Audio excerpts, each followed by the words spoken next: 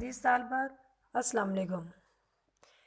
प्यारे बच्चों, आज हमने जो सबसे पहला टॉपिक पढ़ना है वो है डॉक्टर अल्लामा मोहम्मद इकबाल का तारुफ, उनके हालात ज़िंदगी और शायरी के अदवार। शायर मशरिक़ हकीमुल उम्मत डॉक्टर अल्लामा मोहम्मद इकबाल 9 नवंबर 1877 को सियालकोट में पैदा हुए। उनके आबाओ-अजदाद कश्मीरी ब्राह्मण थे जो 17वीं सदी ईस्वी में मुसलमान हो गए थे। आपके वालिद का नाम शेख नूर मोहम्मद था, जो बड़े खुदा तर्स, इबादत गुजार और सूफ़ी मंश थे। वालदा भी नहायत नेक और परहेजगार खातून थीं, जिनकी तरबियत का अल्लामा इकबाल पर बड़ा गहरा असर हुआ। उन्होंने इब्तदाई तालीम कदीम तर्ज के दीनी मकतब में हासिल की और फिर उसके बाद सियालकोट के मिशन हाई स्कूल से मैट्रिक का इम्तिहान बड़े अच्छे नंबरों के साथ पास किया। स्कूल में अल्लामा इकबाल को मौलवी मीर हसन जैसे अच्छे और शफीक उस्ताद की शागिर्दी का फ़ख्र हासिल हुआ। उन्होंने ही अल्लामा इकबाल में अरबी, फ़ारसी और इल्म व हिकमत का ऐसा ज़ौक़ पैदा कर दिया कि फिर वो तमाम उम्र इसी ज़ौक़ से सरशार रहे। FA का इम्तिहान उन्होंने स्कॉट मिशन कॉलेज से पास किया और फिर मज़ीद तालीम के लिए गवर्नमेंट कॉलेज लाहौर में दाखिला ले लिया। यहाँ अल्लामा मोहम्मद इकबाल को प्रोफेसर आर्नल्ड जैसा मुशफ़िक़ और मुहक्क़क़ उस्ताद मिला। प्रोफेसर आर्नल्ड की तालीम ने उनके जहन को फ़लसफ़ियाना जला बख्शी और इनमें फ़लसफ़े का साफ़ सुथरा ज़ौक़ पैदा कर दिया। गवर्नमेंट कॉलेज लाहौर से BA करने के बाद उन्होंने फ़लसफ़ा में MA की क्लास में दाखिला लिया और पंजाब यूनिवर्सिटी में पहली पोजीशन ली, यानी पंजाब यूनिवर्सिटी में पहले नंबर पर है। MA करने के बाद वो पहले ओरिएंटल कॉलेज में फ़लसफ़ा और फिर तारीख़ के प्रोफेसर रहे और फिर कुछ अर्सा गवर्नमेंट कॉलेज लाहौर में फ़लसफ़ा और अंग्रेज़ी पढ़ाते रहे। उनके बहुत ही अच्छे और मुहतरम उस्ताद आर्नल्ड अपने ओहदे से रिटायर होकर 1904 में वापस इंग्लिस्तान चले गए, तो अल्लामा इकबाल को जहाँ उनके फैज़ सोहबत से महरूम हो जाने का बड़ा ही दुख था, वहीं मज़ीद आला तालीम हासिल करने का शौक़ भी था। चुनांचे वो 1905 में आला तालीम हासिल करने के लिए इंग्लिस्तान चले गए। इंग्लिस्तान से उन्होंने बैरिस्ट्री की सनद ली और म्यूनिख यूनिवर्सिटी जर्मनी से PhD पर अपना मुकाला लिखा। PhD में उनका मौजू था ईरान में फ़लसफ़ा माबदल तबियत का इर्तिका। इस मौजू पर उन्होंने मकाला लिखकर PhD की डिग्री हासिल की और फिर 1908 में वतन वापस आ गए। यूरोप से वापसी पर अल्लामा मोहम्मद इकबाल थोड़े अरसे के लिए गवर्नमेंट कॉलेज लाहौर में फ़लसफ़ा के प्रोफेसर भी रहे, लेकिन बाद में वकालत शुरू कर दी, जिसका सिलसिला 1934 तक कायम रहा। यूरोप में अल्लामा इकबाल की अज़मत का एहसास हुकूमत बरतानिया को हुआ, तो उन्होंने 1922 में डॉक्टर अल्लामा मोहम्मद इकबाल को सर का खिताब दिया। अल्लामा मोहम्मद इकबाल 1926 में मजलिस कानून साज पंजाब के रुकन मुंतखब हुए। 1930 में उन्होंने ऑल इंडिया मुस्लिम लीग के सालाना इजलास, जो कि इलाहाबाद में मुनक्किद हुआ, अपना वो तारीख़ी सदारती खुतबा दिया, जिसमें मुसलमानान हिंद के लिए एक अलहदा वतन का तसव्वुर पेश किया और जिसके हवाले से उन्हें तसव्वुर पाकिस्तान का खालिक और पाकिस्तान का कौमी शायर तस्लीम किया जाता है। 1931 में अल्लामा इकबाल पहली गोलमेज़ कॉन्फ्रेंस में शिरकत के लिए इंग्लिस्तान गए और वापसी पर रोम व मिस्र का सफ़र किया। 1932 में उन्होंने तीसरी गोलमेज़ कॉन्फ्रेंस में शिरकत के लिए इंग्लिस्तान का सफ़र किया और वापसी पर हस्पानिया की सियाहत की। उनकी मशहूर नज़्में हस्पानिया, मस्जिद कुर्तबा, दुआ वगैरह इसी सफ़र की यादगार हैं। 1933 میں نادر شاہ والی افغانستان کی دعوت پر وہ افغانستان گئے۔ اس سفر میں سید سلیمان ندوی اور سر راس مسعود جو سر سید احمد خان کے پوتے ہیں وہ بھی ان کے ساتھ تھے۔ اس سفر میں انہوں نے حکیم سنائی اور سلطان محمود غزنوی کے مزارات پر حاضری بھی دی۔ عمر کے آخری سالوں میں ڈاکٹر علامہ محمد اقبال کی صحت خاصی خراب رہنے لگی تھی۔ 1935 میں وہ برقی علاج کے لیے بھوپال گئے۔ نواب حمید اللہ خان والی بھوپال نے ان کے لیے 500 روپے ماہوار وظیفہ بھی مقرر کر دیا تھا، جس کے باعث وہ وکالت سے آزاد ہو گئے۔ بالآخر مالک حقیقی کا بلاوا آ پہنچا اور وہ 21 اپریل 1938 کو اس جہان فانی سے اس جہان آخرت کو سدھار گئے۔ بادشاہی مسجد لاہور کے پہلو میں سیڑھیوں کے قریب ان کا مزار ہے۔ اردو زبان میں ان کے جو مجموعہ کلام ہیں وہ ہیں بانگ درا جو کہ 1924 میں منظر عام پر آیا۔ بانگ درا کے بعد بال جبریل یہ 1935 میں چھپی کتاب، اور ضرب کلیم 1936 میں، اور ارمغان حجاز 1938 میں۔ ڈاکٹر علامہ محمد اقبال کے یہ اردو کلام کے مجموعے ہیں۔ ارمغان حجاز کا ایک حصہ اردو کے علاوہ فارسی کلام پر بھی مشتمل ہے۔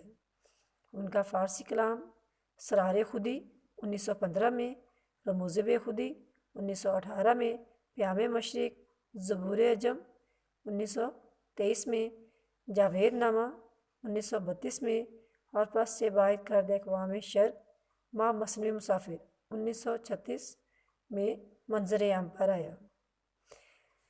مثنوی اسرار خودی اور رموز بے خودی بعد میں اسرار و رموز کے عنوان سے اکٹھی شائع ہوئیں، یعنی ان دونوں کو یکجا کر دیا گیا۔ اردو اور فارسی کلام کے علاوہ انہوں نے معاشیات کے موضوع پر بھی ایک کتاب تحریر کی جو 1903 میں کتاب الاقتصاد کے عنوان سے شائع ہوئی۔ اس کے علاوہ ڈاکٹر علامہ محمد اقبال نے مدراس یونیورسٹی کی دعوت پر جو خطبات دیے ان کا موضوع تھا تشکیل جدید الہیات اسلامیہ۔ اس موضوع پر انہوں نے 7 خطبات دیے تھے، وہ بھی انگریزی اور اردو میں کتابی صورت میں شائع ہو چکے ہیں۔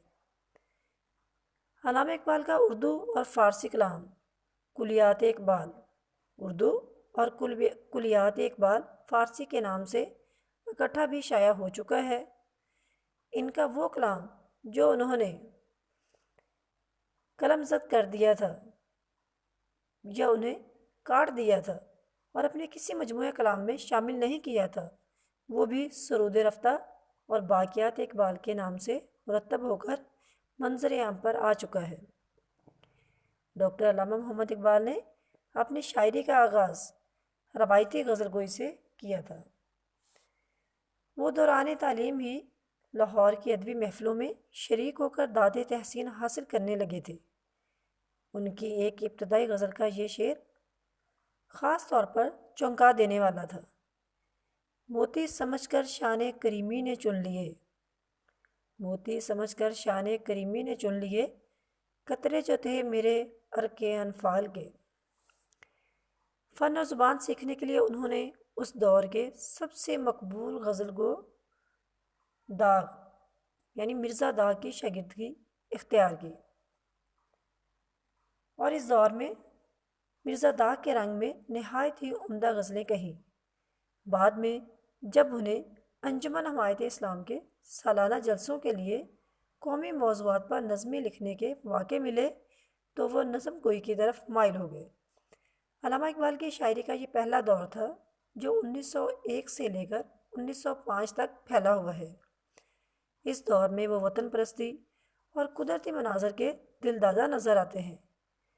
ان کی بہت ساری نظموں میں قدرت کے راز ہے سربستہ کے انکشاف کی تڑپ نظر آتی ہے۔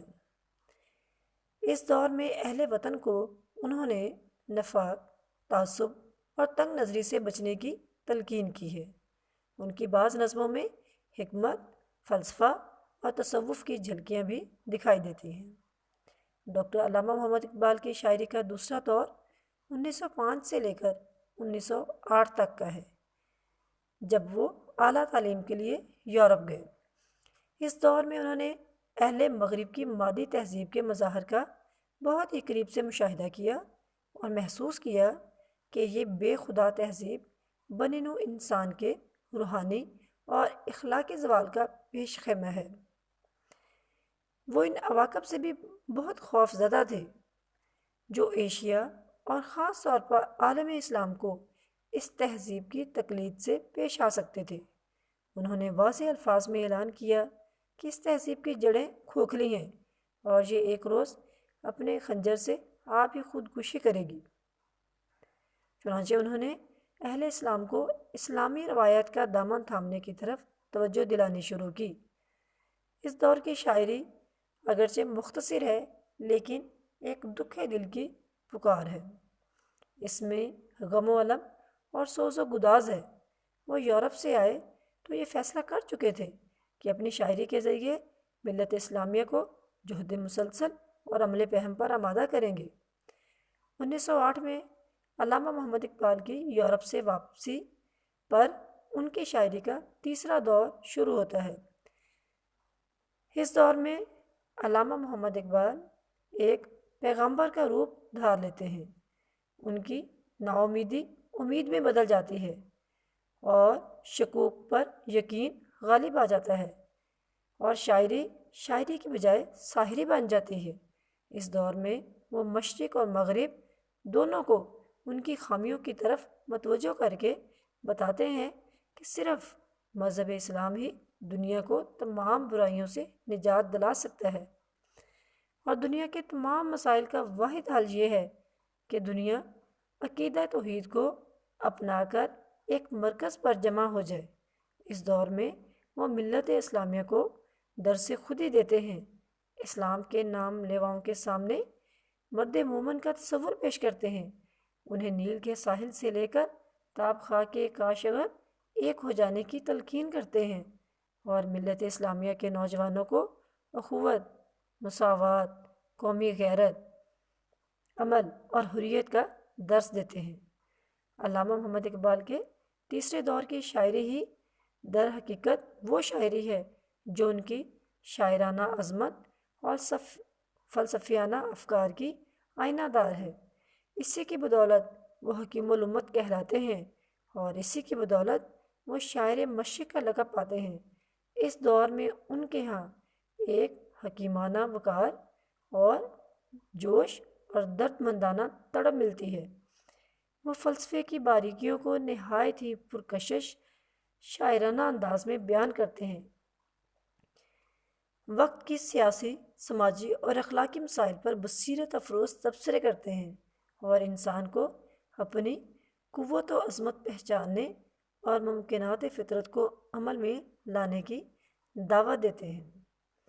جی طالبات، آج ہم نے پڑھا ڈاکٹر علامہ محمد اقبال کا تعارف، ان کے اردو مجموعہ کلام کون کون سے ہیں، کتنے ہیں، اور فارسی مجموعہ کلام اور یہ مجموعہ کلام کب چھپے، اور اس کے علاوہ ان کی شاعری کے ادوار جو کہ 3 ادوار ہیں اور وہ ہم نے پڑھے ہیں۔